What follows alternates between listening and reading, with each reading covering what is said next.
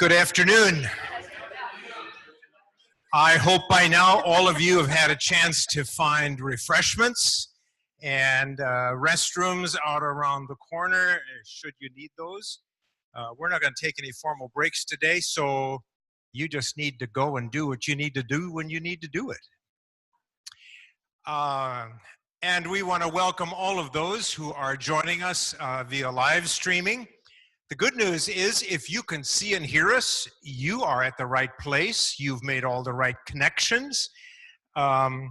If there are any issues, of course, this isn't going to help you to me talking to you. But there are a couple of things for those of you who are live streaming with us today. If you would send us a list via text, and the numbers ought to be on your screens.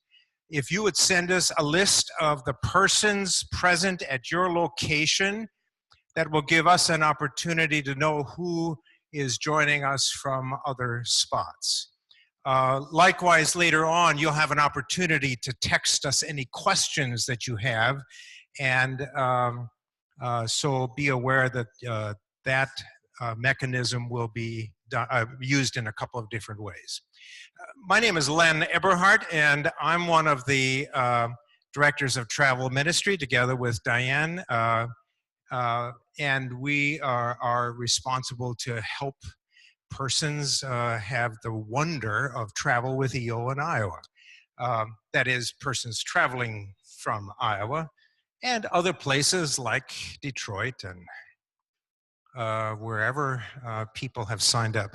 There are a couple of other things that I want to make sure you know about. This gathering is being recorded today, and if you, either people present or persons who are joining us via live streaming, want to have another look, we'll be sending you links so that you'll be able to access that. And likewise, it'll be more important for those who are not able to join us in one of these ways today to have some sense of what was shared and said today.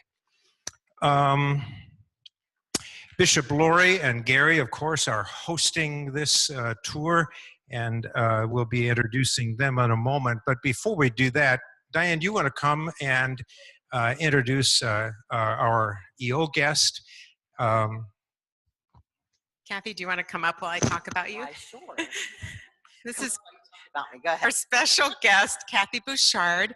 She's worked with educational opportunities out of Lakeland, Florida for 23 years since she was a teenager. Exactly. She actually lives in Shreveport, Louisiana, had a challenging time getting here with the airport closed yesterday, so she took the longest Uber ride ever from Omaha to Des Moines last night. So we're so glad she's here. Her husband's name is Jim, and she has an almost 16-year-old daughter who's delightful and who's on All Saints Day, she turned 16, Katie. Yes, she does. When she doesn't travel around the world or work with educational opportunities, which she loves to do, she loves to have people experience the travel experiences. Oh, already you're getting texts. She loves to have the travel experiences to encourage people, especially going to the Holy Land for the first time, but all over the world. That's her joy. But she also, in her spare time, likes to read. I do. Did I forget anything? She's our area director. My family, that's about it. So let's welcome her. We're so pleased to have her in Iowa. Thank you.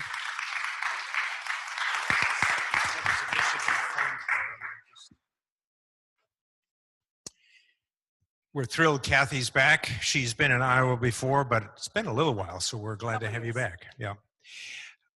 It is one of the things that Diane and I are just highly looking forward to, is to be able to travel with Bishop Laurie and spouse Gary, and particularly to be able to do this to the Holy Land. If you don't know this, they have made multiple trips, and so not only are they skilled travelers, they're knowledgeable persons because they've been on the ground there. And so I simply want to introduce both of them. For those of you who have not met them, please take time to greet and meet them. And we're going to simply hand this off to Bishop Laurie and have her do some sharing and some centering. Thank you for letting us travel with you. Thank you. Good afternoon, everybody. It is great to see all of you here today. What a beautiful day it is. And so I hope you enjoyed the drive wherever you've come from, and those who are joining us by live streaming, we welcome you as well. We have right now 102 people who are going to be with us on this trip, and that is two full buses, and it is going to be amazing. Gary and I have, I believe, we have each traveled to the Holy Land 8 times. There was one time when I went by myself and he was home taking care of the kids, and another time he went, I think, when I wasn't there. And we have taken folks in the churches that we have served, and we've also gone with other groups. The very first time we went was 1984. And we had 2 little kids at the time. Well, one was 11 months old and the other was not quite 3.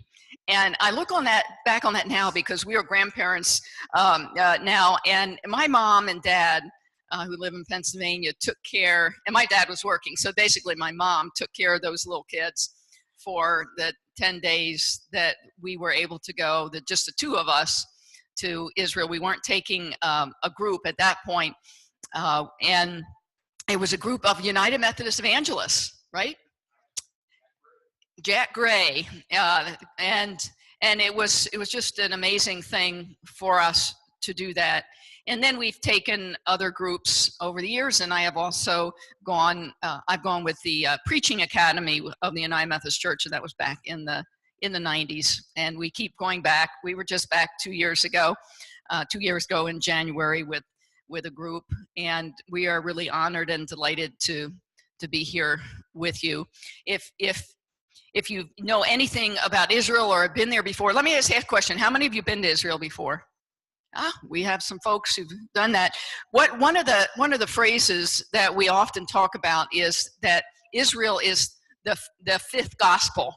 The 5th gospel. There's Matthew, Mark, Luke, and John, and then there is the land. The land. And when you actually have a chance to walk where Jesus walked and see what the land and experience the land, you will never forget it. It's one of the most amazing experiences. I want to read for you a scripture that has meaning for me, because one of the things that we always do when we go to Israel is to the Mount of Beatitudes, where it is thought that Jesus gave the Beatitudes, and there's a church there. But there's also another place that we, the last time we went with a group, we were with a smaller group and had the opportunity to stop at another place where it is thought that maybe that's where Jesus gave the Beatitudes. And so I'm going to read them for you and then just share just a few of the highlights for me of our trips. From Matthew 5. When Jesus saw the crowds, he went up the mountain, and this is at the Sea of Galilee, overlooking the Sea of Galilee. And after he sat down, his disciples came to him. Then he began to speak and taught them, saying, "Blessed are the poor in spirit, for theirs is the kingdom of heaven. Blessed are those who mourn, for they will be comforted. Blessed are the meek, for they will inherit the earth. Blessed are those who hunger and thirst for righteousness, for they will be filled. Blessed are the merciful, for they will receive mercy. Blessed are the pure in heart, for they will see God. Blessed are the peacemakers, for they will be called children of God. Blessed are those who are persecuted for righteousness' sake, for theirs is the kingdom of heaven. Blessed are you when people revile you and persecute you and utter all kinds of evil against you falsely on my account. Rejoice and be glad, for your reward is great in heaven, for in the same way they persecuted the prophets who were before you." I was not prepared the first time I went to Israel for the impact of actually being in the land. And I think every time I go, half the day, there are tears in my eyes, because it is so moving to me to be able to actually see where all of these stories took place, and to understand how the land shaped who Jesus was. It shapes the gospel, and it continues to shape our spiritual lives today. Some of the things that continue to inspire me are going to the Jordan River and remembering our baptism and having the chance to go in the Jordan River for those brave souls who will do that at this time of year. Being in Jerusalem and walking along the Via Dolorosa, the Way of Sorrow, and stopping in places where it is said that Jesus stopped.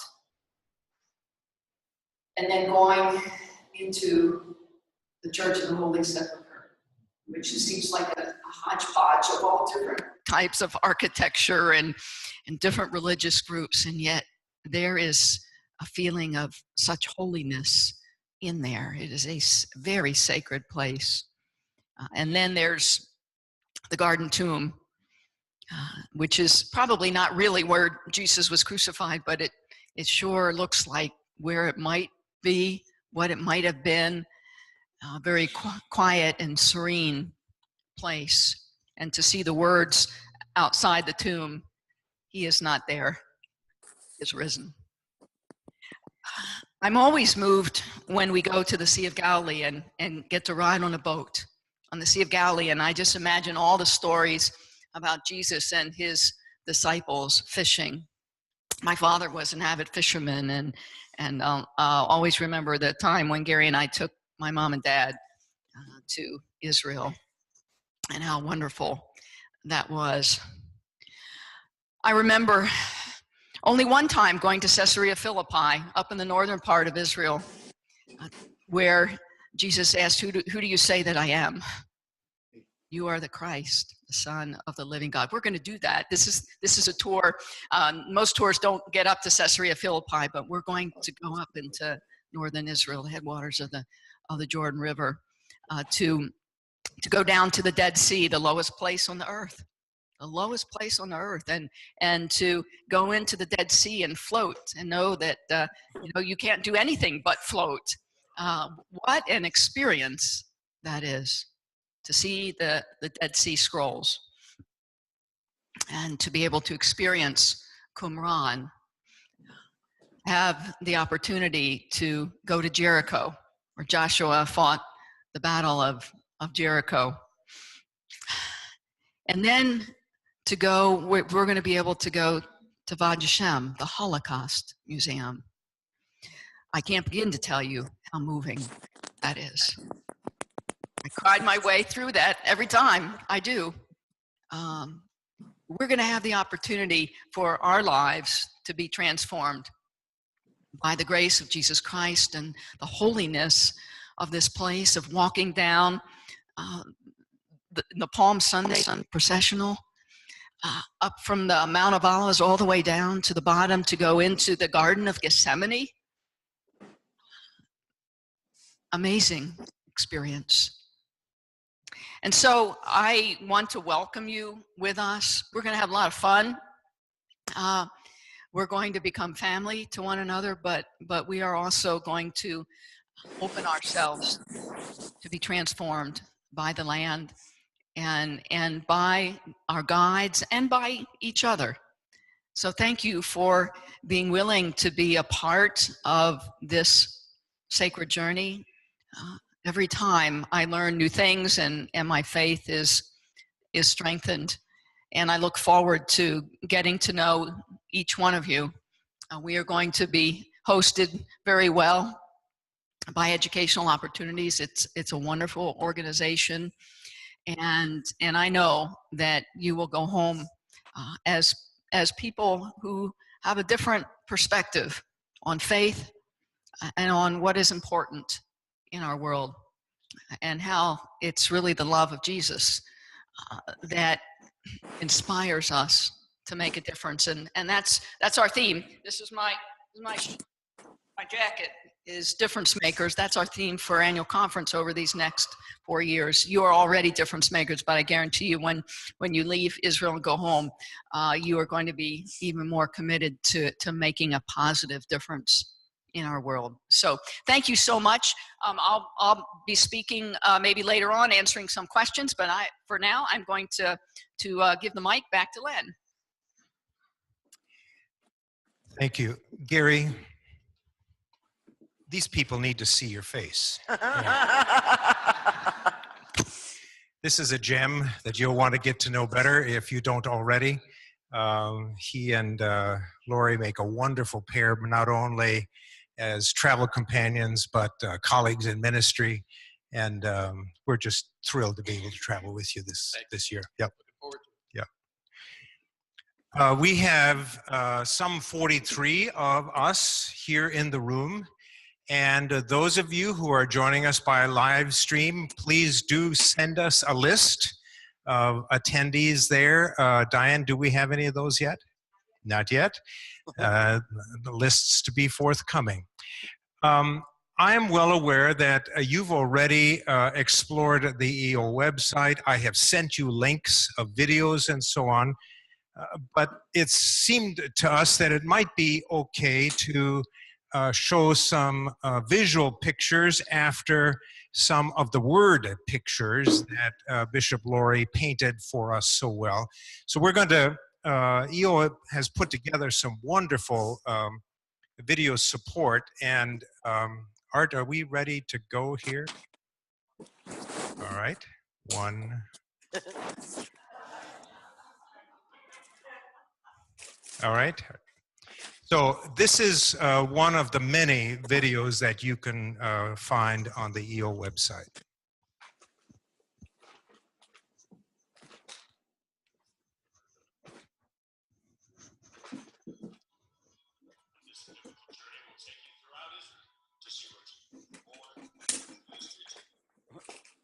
There you go.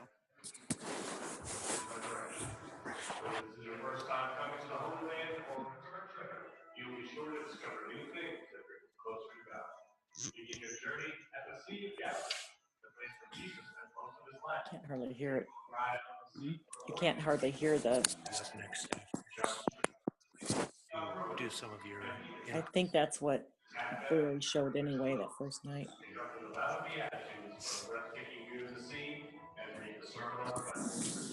And your day with a journey to the Jordan River, where everyone will have the opportunity to be baptized. See, just imagining Christ and his disciples going for a swim or just enjoying each other's fellowship, and it was a real touching time for me personally. You'll see the town of Nazareth, Jesus' childhood home. Visit the Church of the Annunciation. Climb Mount Megiddo to see a spectacular view of the valley spoken about in the book of Revelation. And see Caesarea Maritime, a center of the early Christians and where Paul was in prison for 2 years. Visit the oldest city in the world, Jericho. Learn about its history and beauty and see the place where Jesus was tempted. You may even have time to ride a camel. See the ancient ruins of Qumran. This area was once the home of the Essene community and where the Dead Sea Scrolls were discovered. I have felt completely safe here. There's never been a moment where it even occurred to me to feel unsafe. It's very safe. We've had a great time.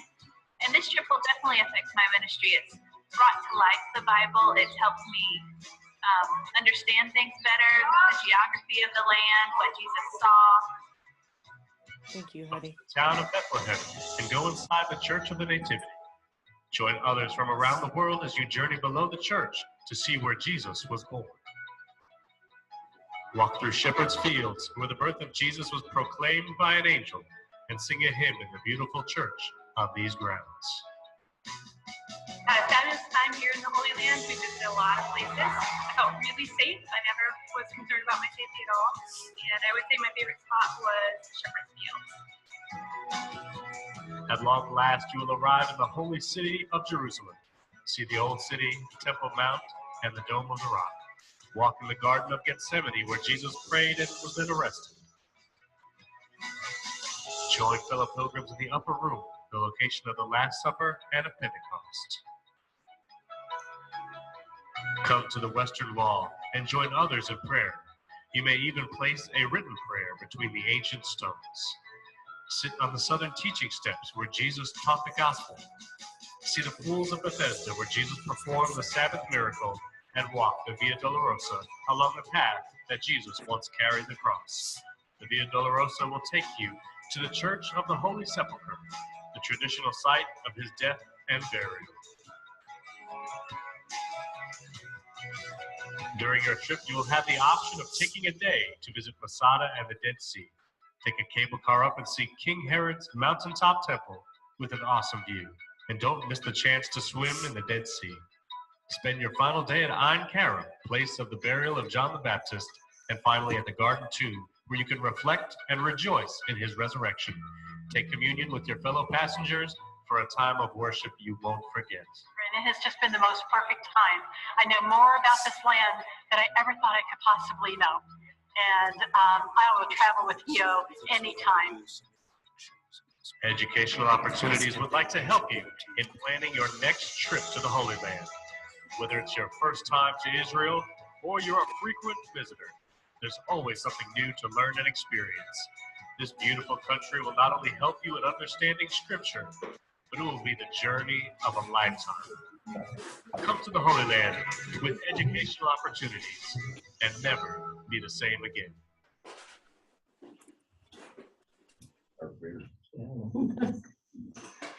One of the meaningful things that I remember on each trip is arriving in Tel Aviv, getting off the airplane, and having a guide meet us there and say, "Welcome home." Obviously, this was not home of my physical birth. It wasn't home that I get my tax bills, but it is my spiritual home. And obviously that's what he was talking about. And so as you think about preparing for this trip, I'd like to have you think in one way of going home, because it will be that in some very real ways. That is Lynn Eberhart. Bishop. And this is Bishop. We're going to take a moment now to have you introduce yourselves. It's basically your name and what church you're from, because we don't want to take too long to do that. But we want you to get a sense of who's here, and you will obviously have a chance to get to know each other pretty well over the course of that trip. So. I'm Velma Eccleston from Leon, Iowa, a member of the Loving Chapel United Methodist Church. Yeah, how about stand up and look at the camera? Stand up, Velma. This is Velma. Yeah. I'm Linda Chastain. I'm also from Leon, Iowa, Loving Chapel United Methodist Church, and our pastor and his wife, Rick and Marilyn Hawkins, are going with us. I'm Allison Crannell. I'm from Adel, and I go to the Adel United Methodist Church. I'm Mike Crannell, and I go to the Adel United Methodist Church. Julie Breitzman, and I am from Trinity UMC in Waverly, Iowa. That's Northeast Iowa. And once again, I'm Gary Haller. I'm a recently retired United Methodist pastor, and I go where the bishop goes. I am Tim Marshall, and I am from the Unionville United Methodist Church in southeastern Iowa. And I'm Jill Marshall, Unionville Methodist Church. Hi, I'm Joyce Kraft, and I'm from Eldora, the United Methodist Church. And I'm Alan Kraft from the Eldora United Methodist Church. I'm Cheryl Grosvenor, and I'm from Lake City Union Church in Lake City, Northwest Iowa. I'm Dwight Grosvenor, and I'm a retired United Methodist pastor, and I live in Lake City as well. I'm Carolyn Cook from Newton, St. Luke United Methodist Church. Rose Evans, St. Luke United Methodist Church.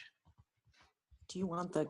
Hi, I'm Jacqueline Thompson. I'm an elder on leave of absence living in Atlantic. Like the ocean.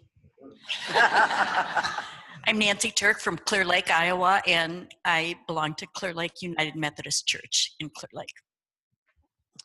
I'm Bev Ellis, and I'm the token Jewish person, and I belong to Tifereth Israel Synagogue in Des Moines, Iowa.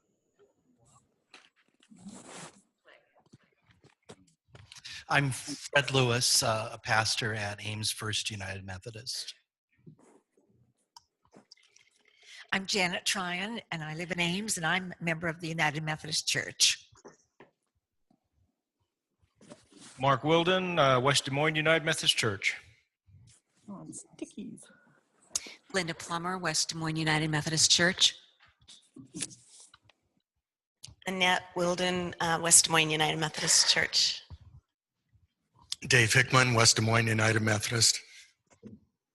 I'm Cindy Hickman, and I'm an elder as well at West Des Moines United Methodist Church. I'm Nancy Cumberland, member of the West Des Moines United Methodist Church. Wow, we got a lot of them going. I'm Jane Beeman, the last member you'll see today of the West Des Moines United Methodist Church. Yeah, it was where I I'm Linda started. Brown from Montrose, and I'm from First Baptist Church in Fort Madison. Sorry.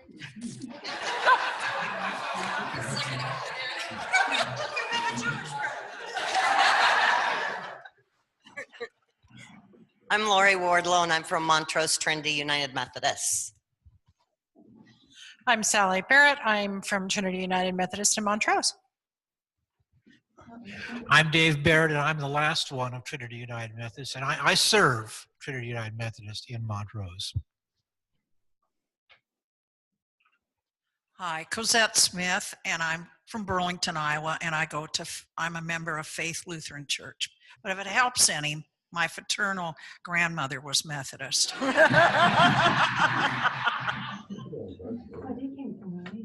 I'm Deb Parker from Christ Community United Methodist Church, Marion, Iowa.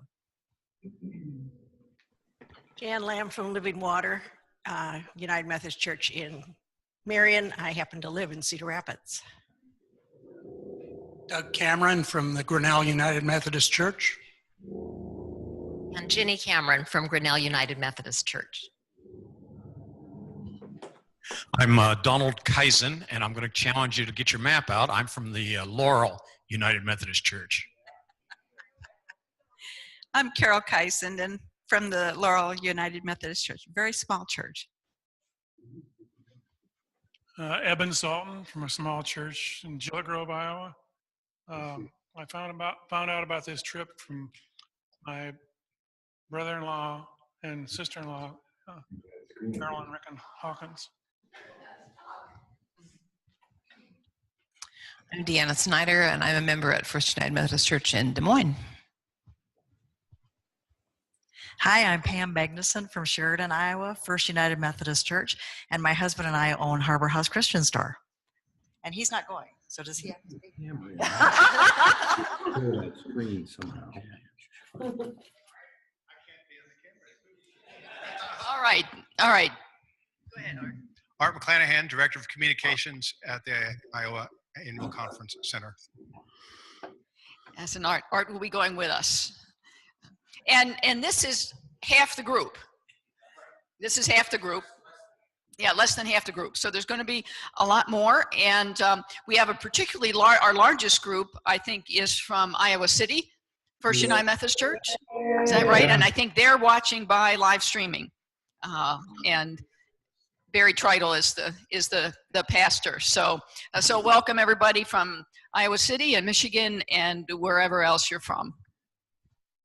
And we want to make sure that those of you who happen not to be United Methodist, that you're very welcome here. In fact, EO is sort of denominationally blind, literally. And so, Kathy is a staunch Baptist, so she can. So we hope that you really find a home among us, because the home I was talking about really has nothing to do with denominations. And so I'm going to share this with Kathy, and she's going to give us a little bit of input for specifics, some questions that have been asked or that you may want to ask, and we'll have opportunity to ask more as we go along. Kathy? I have my mic. Oh, that's right. They said I mic'd. had to talk the most, so they gave me one where I didn't have to, and I talk with my hands. So I'm Bouchard from Summer Grove Baptist Church in Shreveport, Louisiana. Just to let you know a little background very quickly about EO. We were founded 45 years ago. We're starting to celebrate coming up in January our 45th year by a United Methodist minister. He went to Israel when he was 40 and said, why didn't I do this when I was younger? And the Lord laid on his heart this ministry. And for 45 years, we have continued this ministry. We've taken over 1,000 people to Holy Land. We're going to have. There's a lot of people going to Israel. So I wanted to tell you, I was listening to you and it brought tears to my eyes, Bishop, as you were, since I've been to Israel 4 times. Every one of you at some point will have an aha moment. It will be different. It may be, I haven't seen that it's not different. Maybe the same place, but a different reason. Very quickly, I'll tell you mine. I love Gethsemane. The first time I went was in the morning. As soon as I walked through into the gardens, I heard the song, I come to the garden alone. Try and get through this. I came around the corner, and there was a rock there. It's not the same rock, we know, but it's to represent where Jesus prayed and where he sweated blood drops. And there was and beside him was his pastor with his arms around him, and they were praying. And I knew right then, this is why God put me where he put me. That was my aha moment, why I've been with EO for 23 years, is there is nothing more than to be able to see someone's lives changed from a trip to the Holy Land. So that's my emotional part. Now we'll go to the details. Video that you've seen. Yes, ma'am. Okay. All right. The video that we just saw and some other ones are links that will be sent to you along with, I'll just start with the hotels. You're going to be staying at 3 different hotels and the links will be sent to you so you can see how beautiful these hotels are. You will be treated wonderfully in all 3 hotels. We have a piece of paper here if you want it with the links, but it's like forever long, and if you want to type it and try and type it right, that's fine, but it's easier for us just to send you that link so you can see the 3 different hotels. What I think I'll do first is, can we go ahead and do the slide questions? And after that, I'll go through the rest of the things. Oh, okay. Well, can you read them to me? How do I find a roommate? Is anyone here without a roommate right now? Okay. So here's how it works. We hope that you can find one within the group. If for some reason you can't, we try and match you up with a roommate. So we may see that there's 2 single women in the group and we can ask for those to join together. And in this group, usually we can find them easily because you're all coming from the same place. But if for some reason at about 30 days we had not been able to find a roommate for you, you will receive a bill stating that we've tried, but we're not able to find one for you, and we'll have a single room supplement. I'm hoping that doesn't happen. I hope that we're able to match everyone up, but that does happen every now and then, so just keep that in mind. So what I would say to you, there's still time, if you don't have a roommate, to get someone to come with you. Not either. Okay? Still time to put that on. Okay. Several of you may not know what EO perks are. They're kind of like honor points at the Hilton Honors. They're different kind of, you can use them for several different things. You can upgrade your plane, seat, different things like that. The more you travel, the more perk points you get. You cannot use the perk points from this tour on this trip, but you can use them for a future tour. And you'll be able to see online how many points you have and what you can use for them. Some people use them actually just to go and do a private vacation. Like you want to go to Disney, we can set that up for you and use your perk points for that later. So, what can I expect to receive travel information? When. Tickets, luggage tags, etc. So here's how we normally, around 3 weeks prior to departure, you should be receiving your final documents. In those documents, you'll have your flight letter, You'll have your luggage tag with the bus color, things of that nature.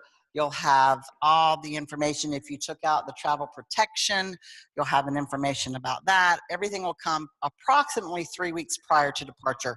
We normally have the airline schedule set about a month prior.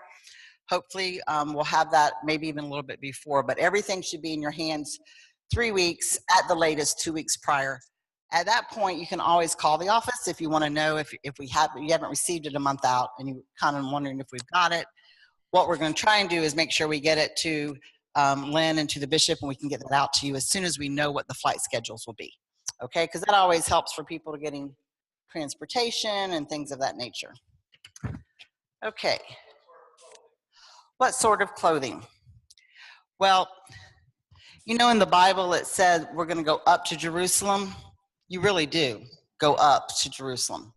So if you're in the Dead Sea, it's 80 degrees. If you're in Jerusalem, it could be 40.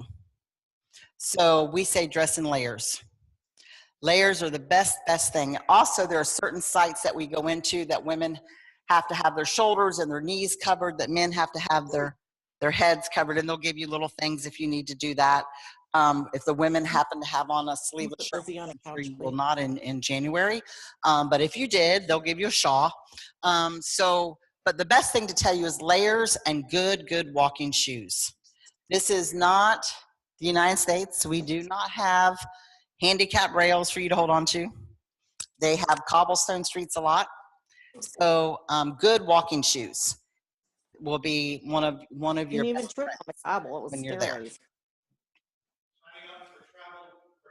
Travel protection. Some people have asked, is it too late to sign up for travel protection? It is not, as long as you have not paid your bill in full. Once you paid your bill in full, we can no longer add the travel protection. I would suggest, if you do not take travel protection from us, that you at least get it somewhere. Some people do it through their credit card, some through AAA, different things like that. 70 to 80% of the refunds that our travel protection give are cancellations. It's not what happens when you're there. It's because somebody here may get hurt, you may get sick, and you have to cancel, and we're already within full penalties. It's good to have the travel protection. So as long as you have not paid your bill in full, you're more than welcome to add that travel protection.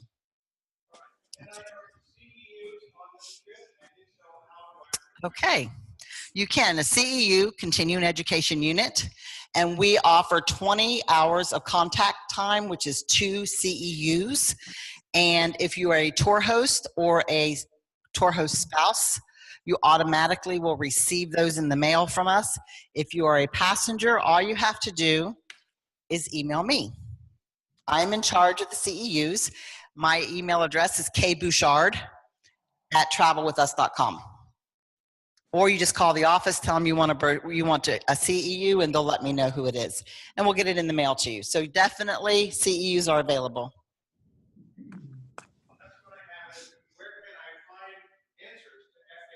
Okay. If you go, there's a lot of other frequently asked questions. One is converters. Definitely you have to bring a converter with you. So if you don't, you're going to, especially as women, your flat iron is going to fry. So make sure. The hotels, by the way, do have hair dryers, so you don't have to bring yours.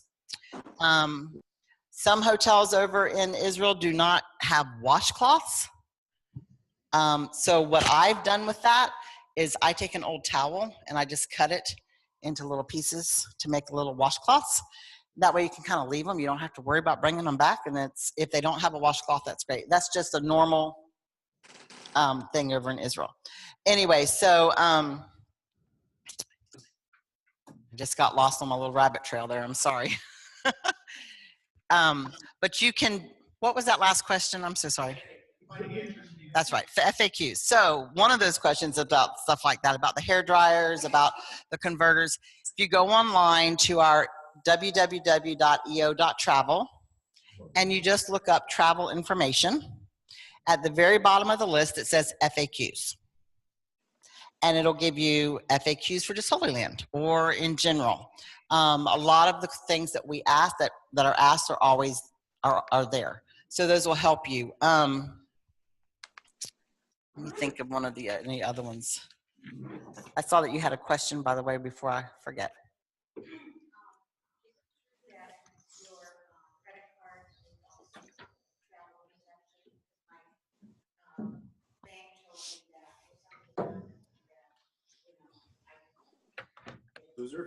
No, you can. I don't know that that's not from ours. That might be from your credit card if you take the travel protection out. Oh, I apologize. The question was, if something happens to your credit card over there, will the trap? Oh, I'm sorry. Mm-hmm.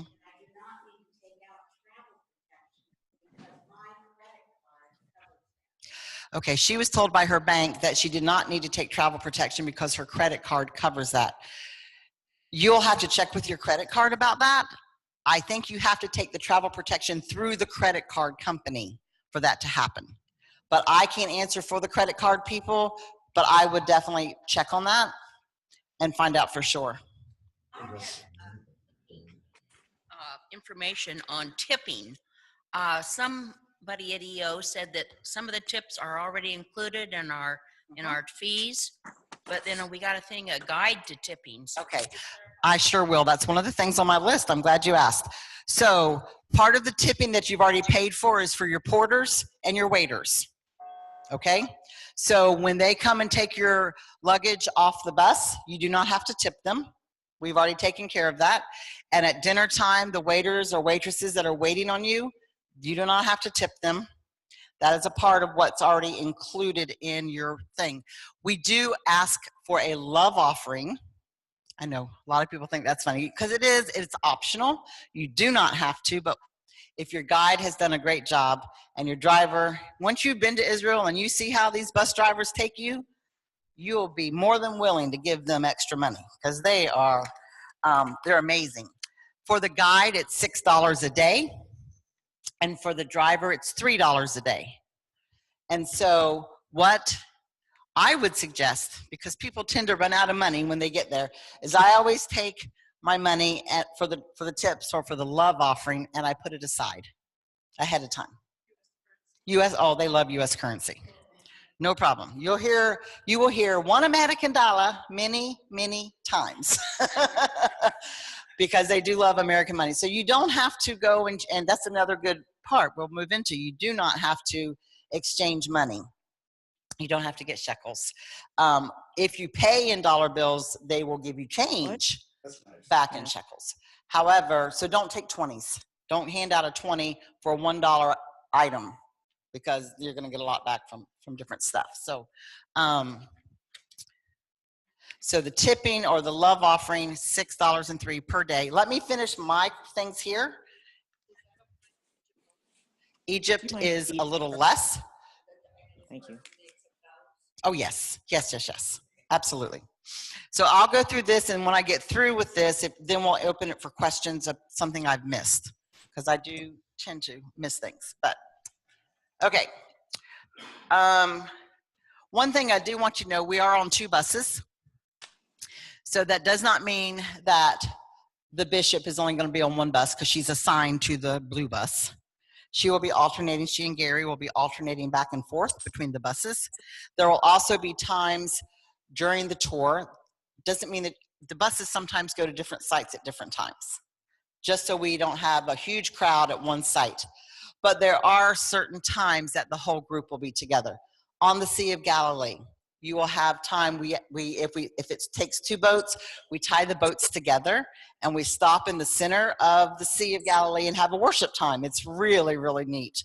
And then at the Garden Tomb, we'll have a communion time there. That's the last day. But also at the Mount of Beatitudes. Those are the 3 that I know for sure that everyone will be coming together, and that'll give time for worship with the bishop. But to let you guys know, you'll each get to spend time on the buses with Bishop and Gary. They will be hopping buses. No, the Garden Tomb. I may have said Gethsemane. I meant the Garden Tomb. And you'll also, of course, all be together for your breakfasts and dinners. Okay? So you'll be able to see each other then. Our guides I'm really excited about your guides. So I have, there's two guides. We have a woman guide. I've never met her, but I've heard such good things about her. I just have to get her name where I can read it. Her name is Sana Rizik. Well, there's some good right there. You want on her bus.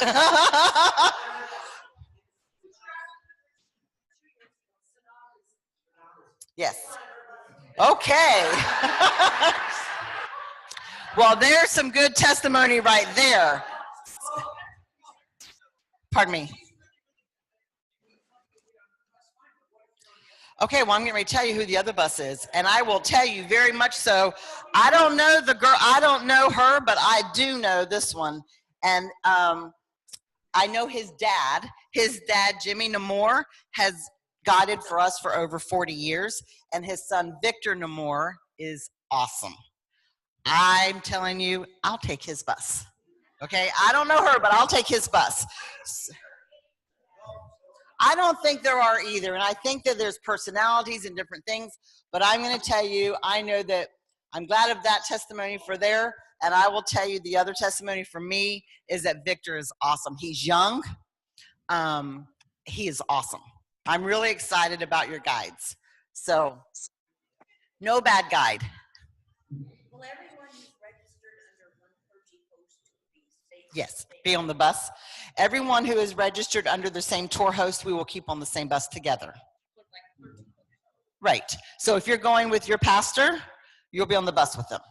Definitely. That's nice. Okay. Let's see. You gotta be with me. Talk about the airline schedule, final documents we've talked about. Okay, money. What kind of money do you need to bring? Well, as you know, everything is included except the love offering and your lunches.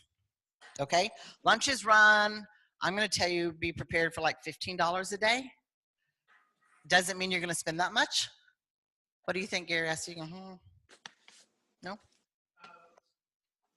Hopefully we can find some less expensive options or some that are less Right. Okay, so Gary said maybe we can stuff our pockets at the breakfast buffet. Okay. Right. Right.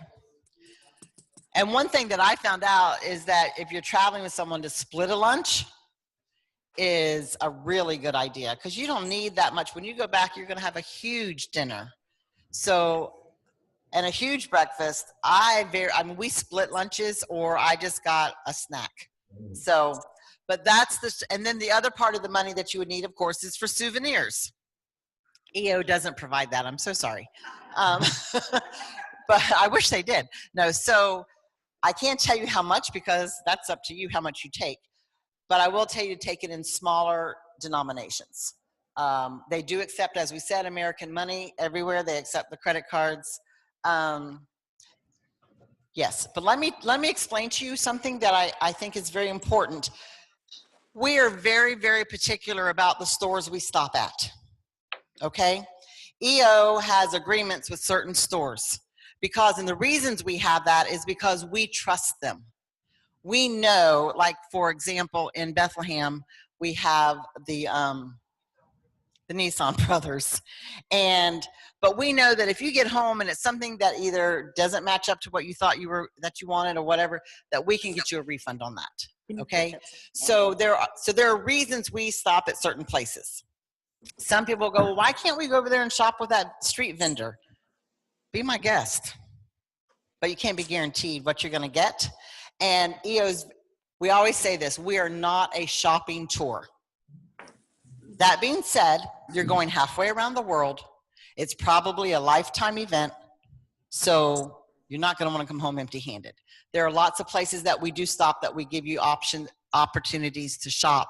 But just know that we are very particular. Our guides are told where they can and cannot go. Okay, so just to know that. Yes, sir.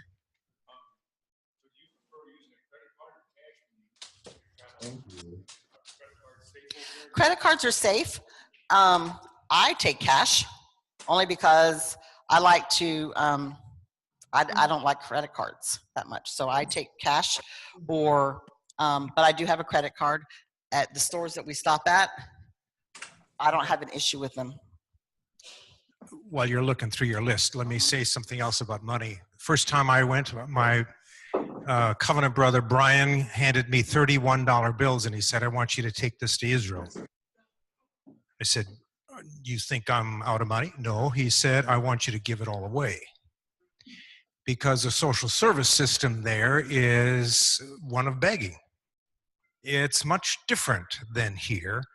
And so you're going to see people all the time who are looking for some assistance. And you get to choose whether you want to do it or not, but I would encourage you, if you're at all open to that, that you be prepared. $1 bills are very much appreciated. When we got to Egypt, I had a little girl who asked for some money, and I gave her a $1 bill, and pretty soon she came and she handed it back to me. And I said, "Well, why is that?" And then I realized that it had a tear. And all of the tickets come and they're canceled by tearing them. And she thought that $1 bill had been canceled and it was not any good.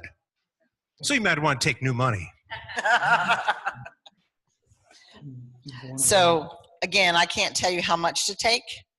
That's up to you. And they're also, just to know, if there's something that you want to buy specifically, some people have returned and they want to buy, let's say, the olive wood nativity scene, and it's big. They don't want to carry that back home. They'll ship it back for you. So those are some other options. Some of the evening activities.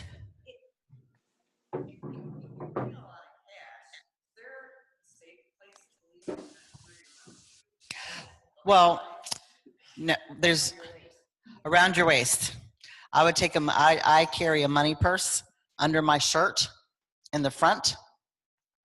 And I carry it with me. I don't take but like $200 with me. So I don't carry a ton of money with me. So it is, but if you take your credit card, then you're fine. I would still keep it with me at all times. Okay. So our nighttime activities, on top of touring during the day, when you come back to the hotel, there's a couple of things that we offer during that night. One is a Palestinian dinner, which is really neat. You actually can opt to go to a Palestinian's home and have a dinner with their family. It's very, very neat. Even if you are we'll take the bus and take you. So it's all with a guide, and it's just it's really, really neat to do. I did it, and I thought, to be able to learn their ways and just to be able to sit with a family. It's not just a whole group, because it's into much smaller groups with smaller families. One of the other things which is really neat is the Sight and Sound show, which is a laser show on the wall of the old city, and it's really, really neat. And so we take you from the hotel and we take you there. That one is an option, and I think it runs about $25. I'm not sure, something like that. It's not too much. The other thing that we're working on that. We think that it's included, but I just need to check with my boss before I tell you that. So if it's not, it's about the same price, okay? The other thing that I encourage you to go to, and it's in the hotel in Jerusalem, and it's a dialogue series that we do, and we have an Israeli and a Palestinian. What's so fun about this for me was that I knew that these two guys are really good friends, and they each stand up and they tell their side of the story, and why one's right, why one's wrong, the whole bit. And what I took from that for myself personally was to see them as friends. And a lot of and I saw, as I worked in the hotel, to see a lot of the people working there are Palestinian, some are Israeli, and their friends. They're not the ones who want the fighting. They want peace. But this dialogue, it's about an hour, well worth the time for you to go and listen to. It is, that's included, and and it's in the hotel, and it's after dinner. It is awesome. It's something you should make sure that you're gonna lose an hour of sleep over, because it's good. Several of you are on your own in Jerusalem. Anyone here doing your on own? It must be from the live stream. You're taking some time and extra time in Jerusalem? Okay. So we've had a question about, well, what can we do on our own? One of the best things that I'm going to tell you to do is to go to the EO hospitality desk. We have a map of the city. We have a map of places that are not on the normal thing that we've done that you can go to that's within walking distance, that's safe. So I would suggest that you plan your time with them, that they're there to help you plan that, and we can definitely find things for you to do and enjoy. Well, that's only if you're taking an extension. Thank you.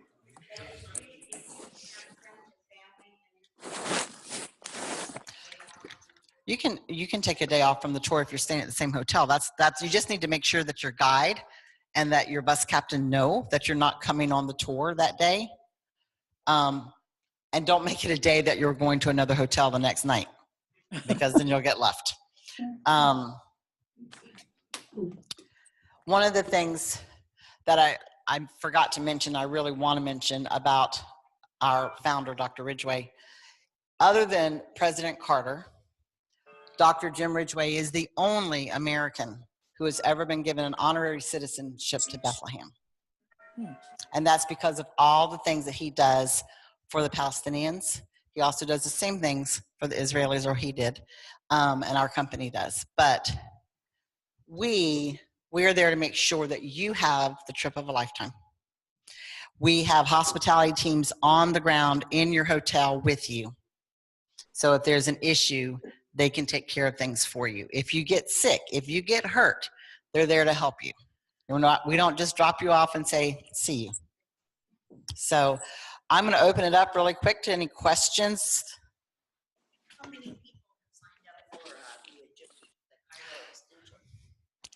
I don't know the exact number. Oh, wait, I can tell you right here. No, I have it right here, actually. Hold on. I think. Let's see.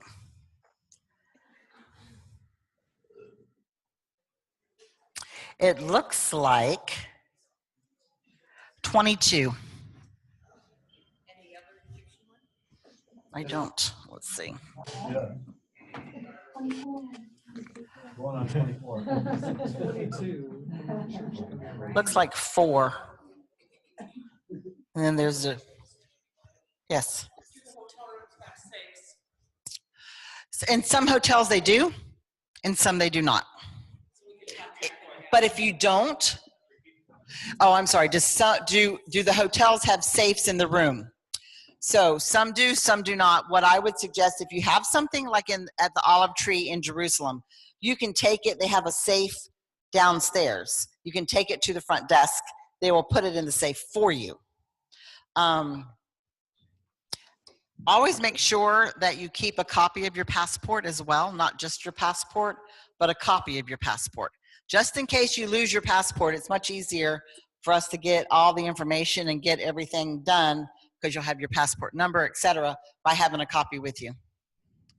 And right along with that, I'd encourage you to make photocopies of any credit cards, medical cards that you carry with you, and keep those in a separate place, but carry them with you. It's just a safeguard so that you've got a backup. One other thing I want to tell you about, take with you is, of course, you're taking your medicine. And what I do with my medicine is I take a picture of the front of the bottle, because it gives what the dosage is and all of that. So if you lose your medication, you have, and you can tell the doctors there, this is exactly what I'm taking. Okay. Do not pack your medicine in your check-on. Do not. And another thing about what I would suggest, if you're traveling as a couple, or even 2 women that are traveling as friends, is to cross-pack. Okay? So don't put all your stuff in one bag and all his stuff in another bag. Because if one bag gets lost, you're going to be wearing your husband's, or your husband might be wearing his wife's clothes. So if you cross pack, then you each have extra clothes in one of the suitcases if something happens to your suitcase. So make sure that you do that. Even on your carry-on, make sure you bring an extra set of clothes on your carry-on, just in case your luggage gets delayed, you have something to wear. Yes, sir. You talked about the medicine, don't carry it in your carry-on. No, carry it in your carry-on. Don't check it in. No, keep it with you. Do not, your medicine, you should carry your medicine with you. Do not put it in your check-in. You want to carry it on your carry-on bag. Yes, you need to keep it in the original containers. You can't, okay. I kind of cheat on that because some of my containers are really big. So what I do is I take the label off and I put it on a Ziploc bag, and I put the medicine inside the Ziploc bag with the label actually off of the bottle onto my Ziploc bag.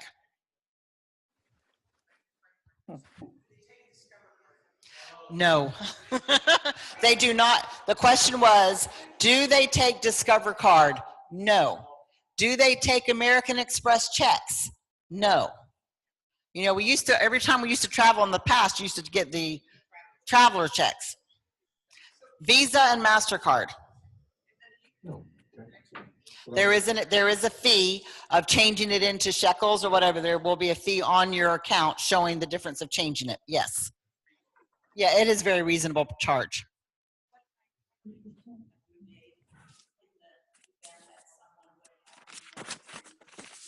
Absolutely. Sure.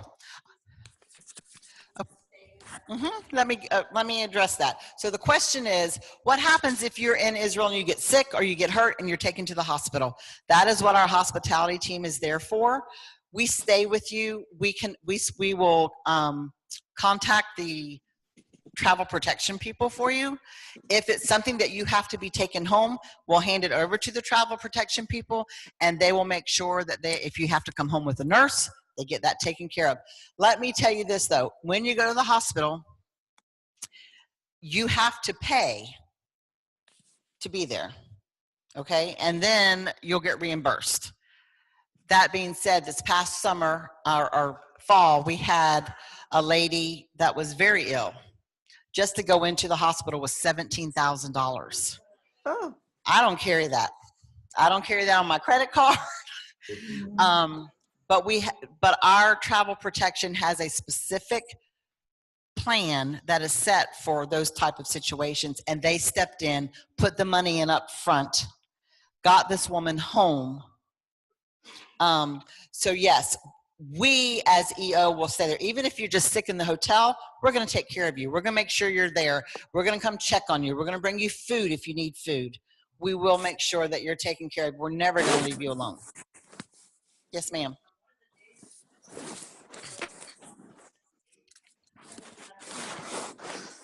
Well, in this case, Masada is included, so you don't have to worry about that. If there is an option, like say you want to do the sight and sound show, they'll ask you, the guide on your bus will tell you, here's an offer, do you want to do this? Okay, so, but in the case of Masada, it's included on this tour, so you don't have to worry about it. It's already included, you've already paid for it. Pardon me? Yes. Yes. Yes, ma'am. Is there any occasion where we have to have formal attire? No. There is not. Good walking shoes, comfortable clothes and layers, nothing formal.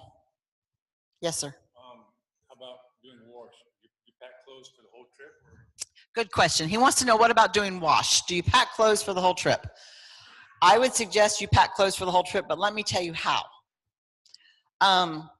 Don't pack 10 pairs of pants and 10 shirts. Okay? Pack a pair of pants and a few shirts to go with that one pair of pants. Okay? You're going to be on the bus, you're going to be touring, you're not going to get completely filthy dirty. I carry enough stuff that I can change my outfits with several different shirts to several different pairs of pants. So it cuts what I'm packing pretty much in half. The first time I went, I packed my suitcase so full, I can't even tell you. I now carry a carry-on for a week because I can wear the same pair of pants 2 to 3 days. You can always rinse them out in your hotel room if you're going to be in the hotel for 3 days or whatever. There is a laundry in Jerusalem that you can go to. It takes about 2 days to get the stuff back. So That's not worth it.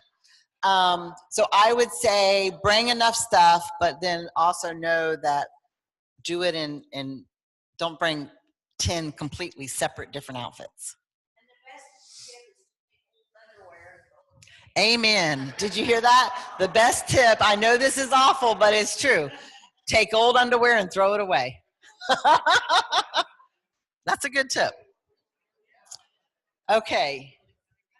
Sure. Okay.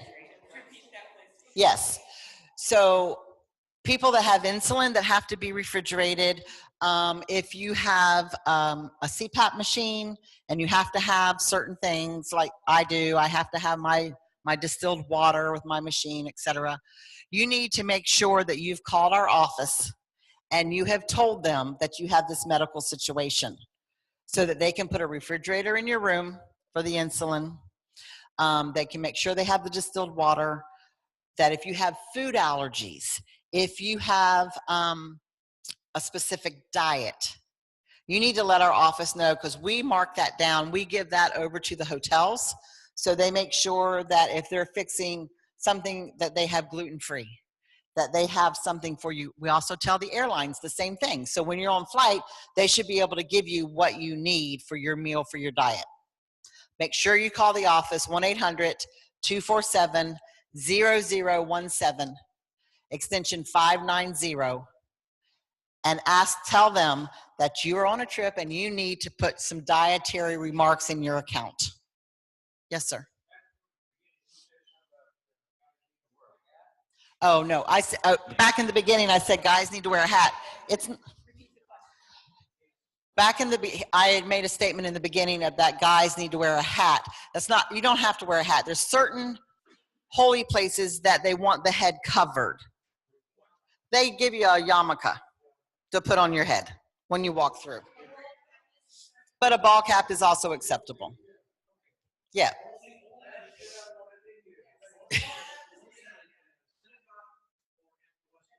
Right. Okay. Okay. So I'll repeat. You can bring a ball cap to cover your head. You don't have to wear the yarmulke. But there's just a couple of places that, and the guide will tell you the day before. He'll let you know if there's certain attire that you have to wear or that you can't wear. He'll always let you know the day before so that you're prepared. You're not going to get on the bus and go, oh, I didn't know. You'll know. Yes, ma'am. Sure. Our telephone number is 1-800-247-0017, extension 590. And if you can't get, for some reason, which it should always go through, my extension is 352. And I am more than happy to take any of your phone calls. Or call Lynn or Diane. Does it rain? Oh, that's a very good question. Does it rain? Yes. In January, it does rain. It could snow. I was there, the last time I was there was like in January the 5th. And we did have snow. It's very unusual, but it does rain. I would suggest that you bring pack one of your little umbrellas, one of those little teeny ones, pocket umbrellas, to bring with you, or a poncho. So, but it does rain. Do we need to visit the travel clinic or have any shots? No, ma'am, you do not. There are no shots that are needed for going into Israel. And in Egypt, there are no shots needed. Yes, ma'am.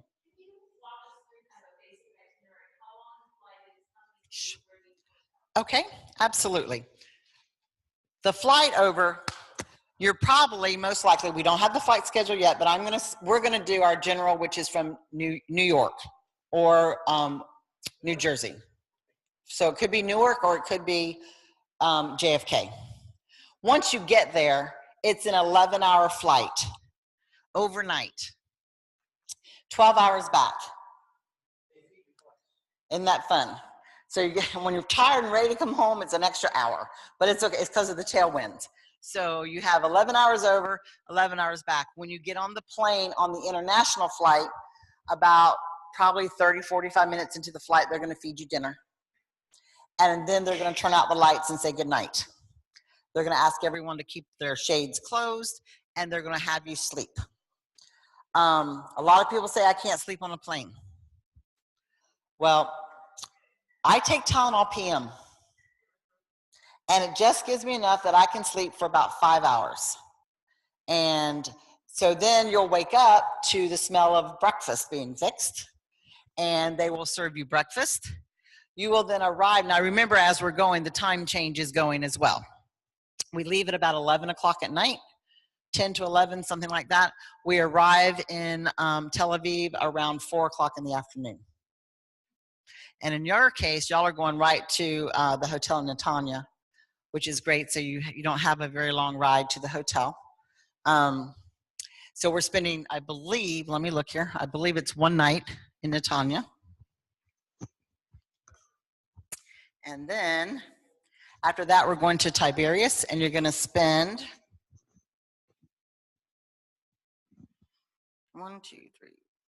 3 nights at the Caesar Hotel. And then Tiberias, right, being the Sea of Galilee. And then the other 4 nights, 1, 2, 3, let me see if that's right, 15. 3 nights, 1, 2, 3.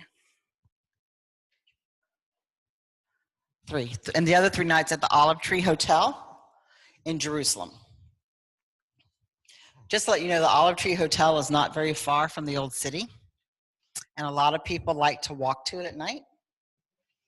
I will tell you that it's safe to do that as long as you walk in groups. Don't go by yourself anywhere. I would never go by myself anywhere. I like to have friends with me, but it is safe. A lot of people do that, but usually by the time you're through at the end of the day, you're ready for bed. They do not have Uber. I wish. They do have taxi cabs, and what's fun about those is they come in Mercedes. So when you call a cab, it's like, all right. So those are the days that you'll stay. And then the very last day, let's say on the day that you're coming home, which is the 18th, is when you're actually going to leave Tel Aviv on the 17th at night. Okay, so after you've gone and toured for the day, you're going to have dinner. We're then going to take you to the airport, and you will fly overnight again. And this time, instead of arriving at 4 in the afternoon, you're going to arrive at about 6 a.m. And then you'll go to your own domestic flights and back home. Say a word about the safety of drinking the water there as opposed to Egypt? Absolutely. So the question was about drinking water in Israel versus drinking water in Egypt. Israel is safe to drink water. It is very, very safe. There's no issues with the water. Can't tell you that in Egypt. Make sure that you're drinking bottled water, and don't ask them just for bottled water, because they'll take an empty bottle and go in the back and fill it up for you. So you make sure that you're asking for spring water, but most of it is supplied for you because they know that. So I know this sounds crazy, but if you're taking a shower, I don't know, some people open their mouth, maybe they sing in the shower, I don't know. I just wouldn't do it. So because you don't want, now don't go to the extreme. We had a lady that was so worried because they're like, oh no, that she took a washcloth and would shove it in her mouth for the shower, and you don't have to do that, okay? But the water there is not, it will make your stomach hurt. In Egypt. In Israel, it's fine. And you can brush your teeth with it, everything in Israel. Yes, and they will sell you bottled. And even on the trip in Israel, there's always bottled water on the buses for $1, for $1 American. Another aspect of the educational opportunities is the opportunity to hear evening lectures. I'm wondering if you know whether that has been set with Bishop Goodpastor or not. I know they're going to see about whether he was. Well, what we have done Evening lectures, right? What we have done recently is that the evening lectures are actually done on video and are sent prior to your departure. And I know that they are working on those. I don't know if they are finished. I know that at one point, once we started doing the evening options, like the sound and light show and the dinners and the dialogue, that we were getting so many things on the evenings that people were like, too much. So we've taken the lectures and sent them to you ahead of time. That's number one, so you can keep your CEUs. But also, it kind of gives you a good, fun time to get ready for your trip and to listen to the lecturers. So you should be receiving those probably about a month before. I believe that's when they go out. Yes, ma'am. Cell phones, good question. What about cell phones? Cell phones are great. What I would suggest you do, first off, every bus has Wi-Fi, free. Every hotel has Wi-Fi, free. So don't spend a lot of money on data, because when you're on the bus, you can be on Facebook. When you're in the hotel, now in the hotel, it's a little bit slower. You might not get everything on Facebook because there's so many people using it at the same time. However, the cell phones, what you need to do is check with your provider and get an international plan for 1 month. Runs around $40 for most of them. And what they'll tell you, then you can use your phone and you have the international tell you what the fees are. They'll give you different fees. It's usually like, I don't know, $1 a minute, maybe less.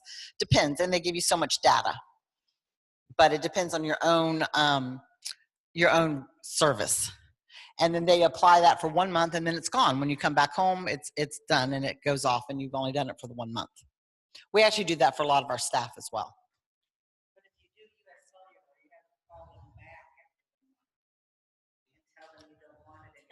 Okay. So if you use US Cellular, you have to call them back and tell them you don't want it after a month. Yeah, I would check that anyway. So, but the nice thing about it is even on your phones, there is an app if you have Wi-Fi. It's called WhatsApp. Okay, has anyone heard of WhatsApp? So WhatsApp is WHATAPPS, and you can use it on Wi-Fi. You can call for free. You can text for free as long as you're on Wi-Fi. So if you're on the bus, you can text someone in your home or you can call them right from the WhatsApp line. And it's free because you're on Wi-Fi. It's a free app to get. I use it all the time. WhatsApp. Mm-hmm.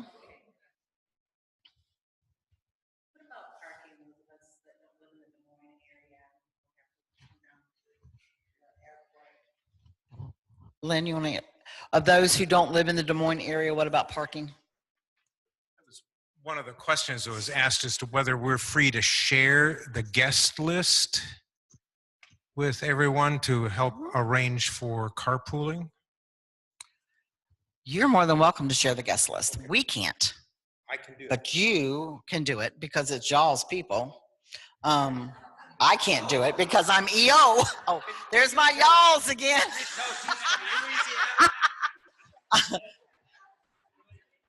Okay, should I say you guys? Is that better? Y'all? I like y'all. That's so funny. So you can definitely share that. We're doing that at my church. We've shared the list. You know what we did with our list? We shared the list ahead of time. We're not leaving until February so that we can start praying for everyone on that list that's going with us. And so we can pray individually, actually call out the name of the people with us. So yeah, absolutely. All right. Well, I wanted to be sensitive to privacy and all of that, but at the same time, we are going to be family for a couple weeks. And it seems to me it would be important to kind of have names and addresses and that sort of thing. And then we can help accommodate travel. Here's what I would do. I don't mind. I think it's fine. I don't think anyone's going to be upset with having their name and their city sent out. They may not want their contact information sent out.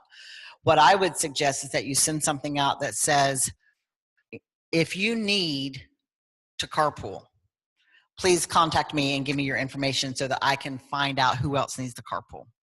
But sending out the names, they may know each other anyway, so.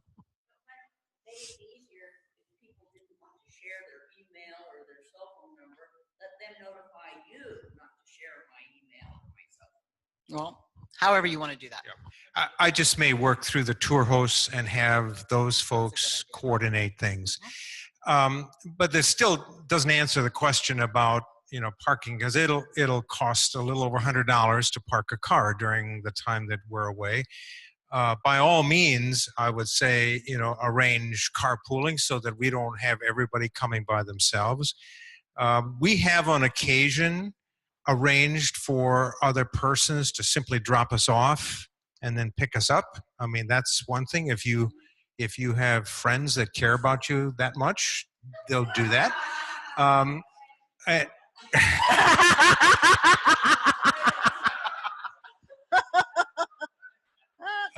But certainly I would say, you know, we drive a van and we could easily have 6 of us in that vehicle. And so rather than having 6 vehicles, we could have 1. Yes. One thing that I know some people do for business is they'll do a one-way car rental, leave it at the airport, and then a one-way car rental. Okay. One-way car rentals. And that's something they can do with their tour host. Yep. They do. Yeah. Yeah, correct. They're satellite parking, which is a couple dollars a day less than it is in the economy lot. Yeah. Diane. That's one of the other things. If folks are coming from out of town, they can come and stay the night.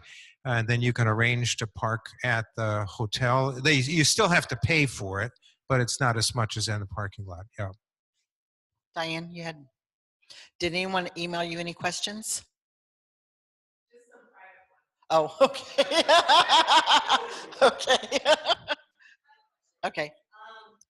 This is an on-parking thing, but like when you make our reservations for plane, will we be sitting with the person that we're going with, or are we scattered? That's a very good question. So the question was, when we EO,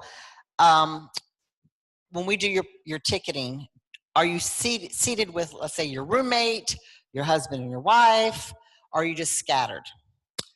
EO seats people with the same last name. This is how the airline does it. Okay, EO, we put you together. We get a block of seats. We assign your seats. Husband and wife sit together. Roommates sit together. It goes to the airline. The airline does whatever they want. Normally, the airline will keep same names together. We have had in the past where people, I'll be honest with you, a husband's been 6 rows back. Okay, so I'm going to tell you this. We do our best. You can request an aisle seat, a window seat. We can request that. Cannot guarantee it. Okay, however, there's 102 of you. So if someone's not willing to get up and switch seats, then they need to come to Jesus meeting. So on my last trip, I had the best seat on the plane. I had a seat the very last section. I could lean my chair all the way back and no one was there. I was on the aisle seat. And this man sitting next to me said, "Do you want to make 20 bucks?" He forgot that I was his hospitality staff, had no idea who I was because I had taken my name badge off. And he's like, "You want to make 20 bucks? And I'm like, "No, not really." And he says, "Well, my wife is sitting 10 rows back and I'll give you 20 bucks if you change seats with her." And I said, "I don't need your money." And then he went, "You're the lady from the hotel from EO." So yeah, I'm going to change seats with you. No. So I went and sat, and this lady was in the seat of 5, and she was in the middle row between these 2 mean ladies. And I lost my phone The guy who I changed seats with kept my phone for the 12-hour flight as I'm freaking out the whole time. Anyway, but I still did it because I don't want a husband and wife not to be sitting together, you know? So they were part of our group. I'm going to help if I can, and I think most people would in the long run. Yes, sir. Would you see to the necessity of wearing a lanyard? Yes, absolutely. Absolutely. So the question was, will I address the speakers, the lanyards, and the whisperers? So when you get on the bus, they're going to pass out a little thing that you wear, and you put an earpiece in your ear. That's so you can hear the guide. We've only started doing this in the last few years, and so you don't have to try and catch up and guide with the guide. You can actually hear them. They have those adjusted, so we can fix that. So just need to make sure they know, because I think there's a certain one that they can fix for a hearing aid. But you have to, or you're not going to hear what the guide's going to be saying. So you want to wear them, make sure you're on the same frequency, and that you're close as you can. Now, some people tend to wander, and I'm going to tell you, don't wander. Don't, because then we have to look for you. But you'll start picking up another guide, and you're like, oh, that doesn't sound like my guide. And then it's like, whoa, where'd they go? So it keeps you where you actually get to hear. The lanyards are very, very important. We have bus color. So, and we have EO. Everyone, I will tell you, everyone in Israel knows who EO is. They know where the main hotel is that we stay. So if you get lost, you find someone, you say, I'm with EO. I will grant you, within 15 minutes, we will find your bus, and we will find your way to the hotel. It's not, you get in a cab, you tell them, I'm with EO, I'm at the Olive Tree. They're going to take you if you miss your bus. We had a gentleman, he wandered into the Garden of Gethsemane and then wandered off. And the bus was headed back to Bethlehem. So they're in Jerusalem, the bus is headed back, and they call and say, one of our bus drivers called and said, we just saw one of your EO people walking. It's like, well, he knew. He goes, no, I told him to leave me here for a while. You know, it was crazy. But anyway, we all look out for each other. And one other thing I want to mention about the lanyards and about the headsets and about the drivers, okay? Lanyards are very important. It does tell them what bus, it tells you we're with EO. It keeps us together as a group. It's also a good testimony. In Israel, but even if when you're touring other places, it's a good, they're like, who, what is EO? Get to tell the EO story, it's great. People ask a lot of, one question that I haven't heard, which is I'm really happy about, is safety. Okay, well, one thing to remember in Israel, they can tell you they're gonna have a demonstration or a riot in Bethlehem tomorrow. Well, to do that, they have to get a license. It's not just like they can show up and protest, because they will get arrested and they will get taken away. So they sign up and they say, hey, tomorrow we're going to demonstrate in Bethlehem in front of the church. So then our people, our hotel, our drivers are told, if you're going to Bethlehem tomorrow, well, let's just switch that itinerary around and we're going to go here instead. And then the next day we'll go back and we'll go to Bethlehem and everything's fine. Doesn't even happen that much anymore, but just to let you know, if there is an issue, our guides, our drivers have phones, they're connected completely with the hotels, with the agents that work with us, that have worked with us for many, many years. Just an example very quickly in Egypt, when they had the big riots in Egypt, we had 26 passengers in Cairo, actually on the street with the bus when the riots broke out, and we had to get them to a hotel safely. Our agents who worked with us, who have worked with us for many years, left their families and stayed with our group. And of course, they cut all of the phone lines. All cell phones for Egypt's phones were dead.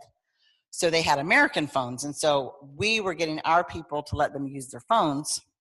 Long story short, we had the American embassy had a group of people and EO had a group of people. One of our people was diabetic and they needed their medication. And so we were getting ready to send them to the American embassy to get out because we thought they would get out first. The contacts that we have in Egypt, we were able to get our group out and home before the American embassy was able to get anyone out. because we have been dealing, we've got contacts. They know how to keep us safe. In Israel, the main thing is don't go where you're not supposed to be. You know, don't go into a place that is not for tourists, that if you're going to take the night off and go to an Israeli bar or something where it's more the street, the people, they are not the tourists. Each side, Palestine and Israel, they both depend on tourism. It is their lifeline. They're not there to hurt you. They're not. When we had a bunch of stuff going on, at one point I was in Israel and I seriously watched CNN reporter hand these 3 little boys money and to pick up rocks and throw at our bus. I saw it with my own eyes. So a lot of things you see on CNN are extreme, but I will tell you, I feel very safe there. Our people know how to keep us safe. The CPAP machine, does that count as the carry-on, or can I have a carry-on? We'll need to check with the airline. Yes, you may.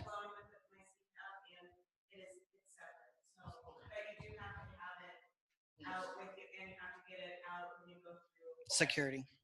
So the CPAP, thank you, because I have one. I haven't had to travel with it yet. It's separate from your carry-on, but you do have to send it through X-ray and take it out just like a laptop. Right.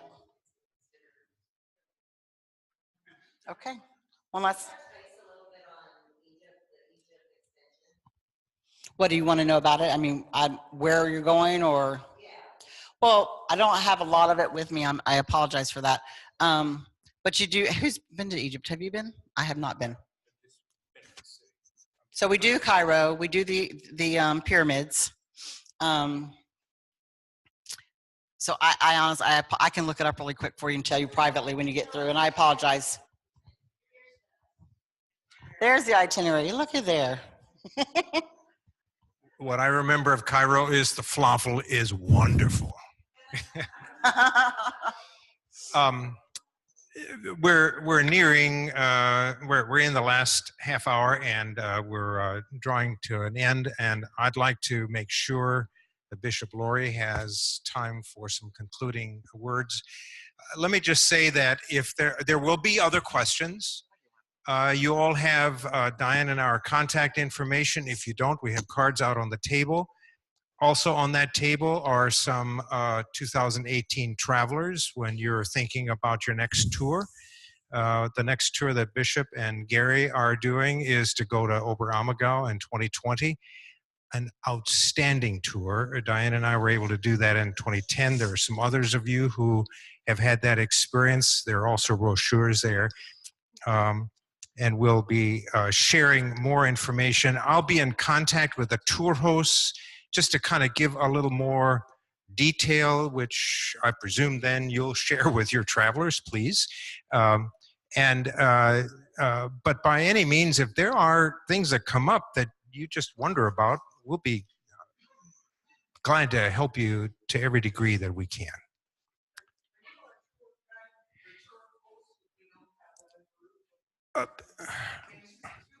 Yeah.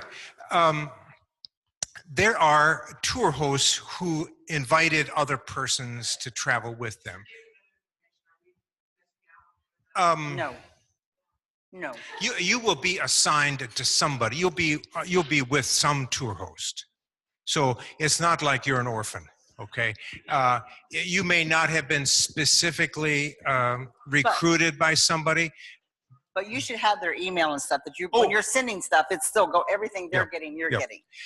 The details, for example, I'll send everybody some of the links to the hotels that Kathy was talking about. We haven't talked about the study guide. I mean, I've sent that once before, but if you've not had a chance to look at that, that's a wonderful way to help prepare for this trip, to take a look at that. So, and we'll send links to the video that you saw so that you can review that again. I know how it is. You get an email saying, oh, I'm going to get to that, and then I never do. This next time, you probably should in order to really look at all of that. and I'll also talk with the tour hosts with things that are specific for them. But you'll all get the information. Yeah, Linda.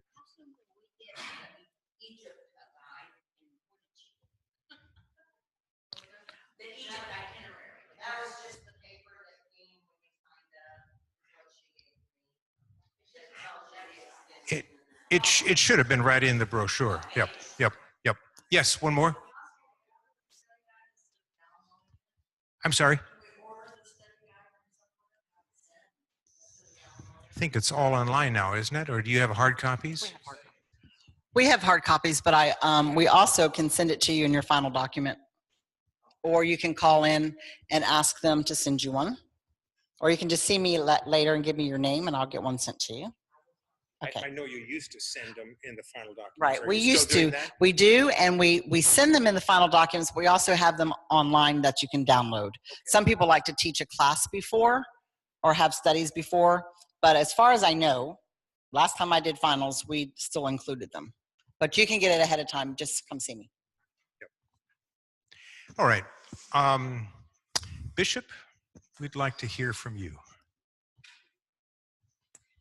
This has been very stimulating, wonderful discussion, and lots of questions. And it is going to be a great trip. There, a couple things came to mind as we were all talking and listening and sharing together.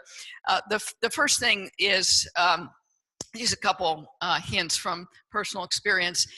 The laser show is kind of cool to go to, and cool in two ways. I was utterly freezing. And I suggest please bring a hat, a warm cap, please over your ears. Please bring gloves because you don't know. Bring boots or just sturdy shoes.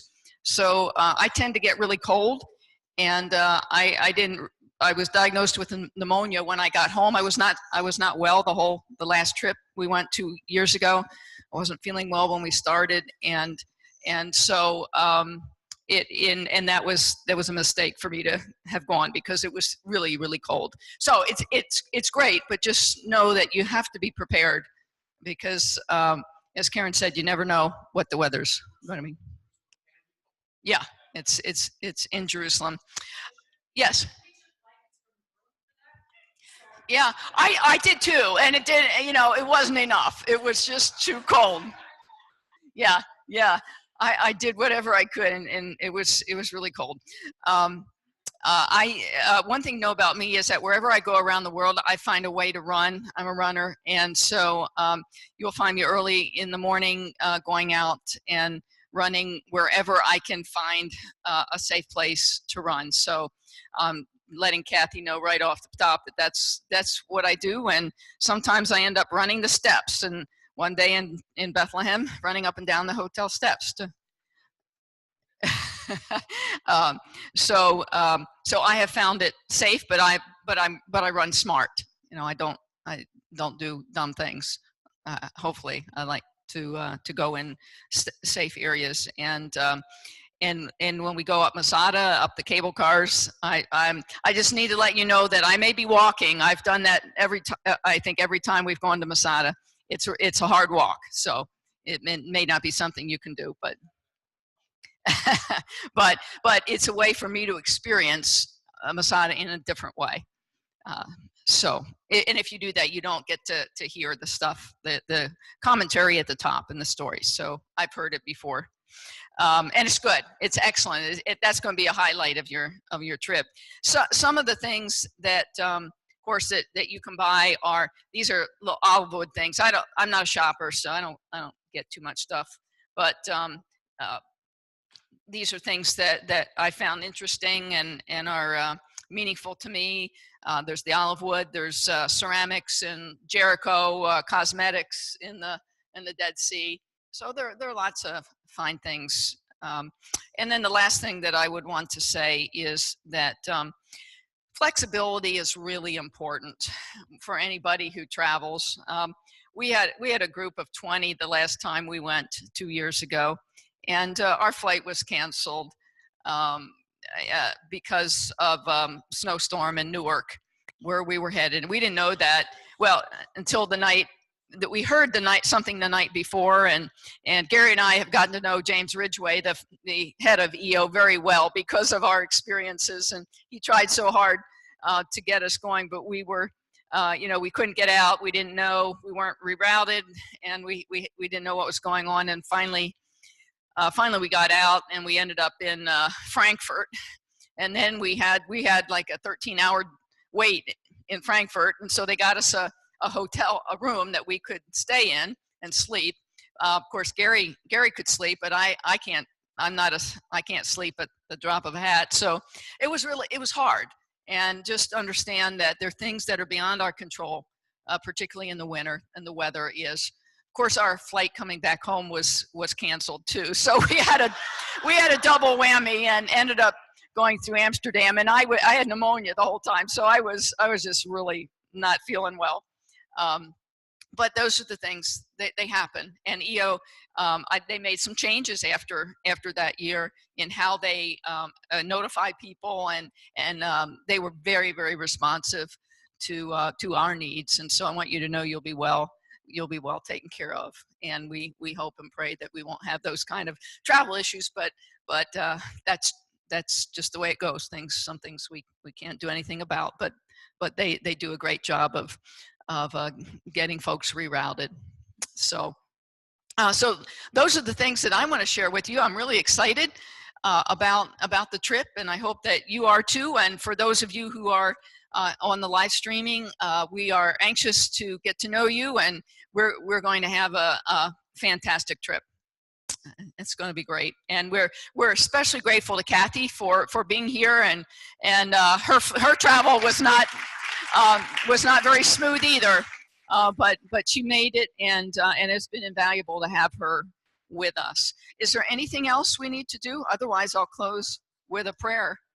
We'll be hanging around for a little bit if you have questions for us. Otherwise, we'll be seeing you at the airport in January with your lanyard on and your cell phone and your passport and ready to go. So let's pray. God, what a privilege it is to live in a world where we are able to get on a plane and fly to the far corners of the globe to visit other lands that are so amazing to us, and especially the opportunity to travel to Israel is an incredible blessing for all of us. We ask God that as the time comes for us to leave, that we will have smooth sailing and arrangements will go well, but we also know that things happen, and we ask that you will give us a double dose of patience and perseverance, and that we will all be on the lookout for one another and take care of one another, because not only are we one family when we get to there, one family from Iowa and Michigan and other places, but we'll realize in a deeper way that we are one family, a human family around the world, and that being in Jerusalem, which is a center for Islam and Christianity and Judaism, is an incredible place for us to learn how to love one another and to learn about different religions and how people love and serve you. And so, God, we recommit ourselves to you in our little corner of the world here in Iowa. We ask you to bless us, bless our congregations, that wherever we go, we would be examples of your light and your love and your care for each one of your children. Please bless us, bless Kathy as she heads back home, and we look forward to being together again in January. In Jesus' name we pray. Amen.